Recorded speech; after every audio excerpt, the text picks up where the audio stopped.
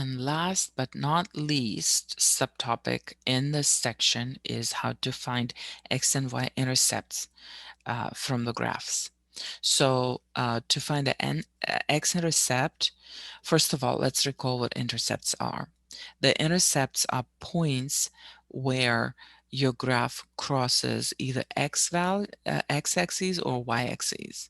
So if your graph crosses x-axis, those are called x-intercepts. And when your graph crosses the y-axis, this is called a y-intercept. Okay, so to find x-intercepts, look for the points at which the graph crosses x-axis and vice versa for the y-intercept. So let's get to practice. Here I have a graph and it says identify the x and y intercepts for the graph. Okay, I don't like the lighting when I do that, so let's do this. Okay, so first of all, where does the graph cross the x-axis? X-axis is the horizontal axis right here. So it crosses it 3 times here, here, and there. Okay, so those are called x-intercepts. So let's list them. So for the x-intercepts, we have 3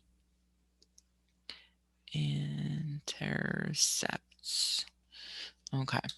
So, and we can write them in different forms. So first of all, I want you to realize that when the points are on the x-axis, the y-coordinate for all of them is 0. That's why when in the past, when you were given an equation and asked to find the x-intercepts, you would set y equals 0, plug them into equation, find the corresponding x values. Okay, so we have 3 here, and they are points, so you have to list an x and a y coordinate for them.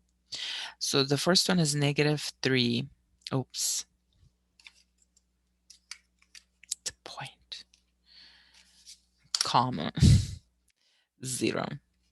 And then the second one is -1, comma 0. And the next one is 2, 0. So those are your x-intercepts. You could also write them in function notation as f of -3 is 0, and also f of -1 is 0, and also f of 2 is 0. So 2 identical ways to write the same thing. Now, and usually there can, not usually, but there important point is there can be more than one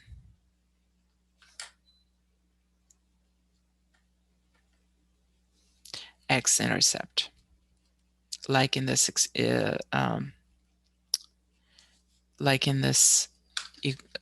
example. Now for the y-intercept, where's our y-intercept? Let's see. So the y-intercept is where the line that your graph crosses the y-axis, the vertical axis, and that happens right here. That's a 6, -6 right there.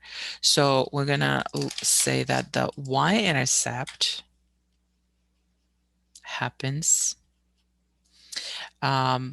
again, since it's on the y-axis always, the x coordinate is 0. So the y-intercept is 0, -6.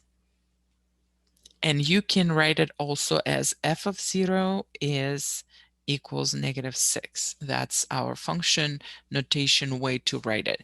And if it's a function, if it is a function, then a function will have only one y-intercept. Why? Because when your input is 0, and it's a function, there is only one output. So there will be only one y-intercept. For functions, there is only one y-intercept for a function. Now, if it's not a function, like in the case of your circle, right, it can have 2, but it's not a function. So if it is a function, it will only have one y-intercept. All right, guys, this is it for this section, and we'll move on to the next one soon.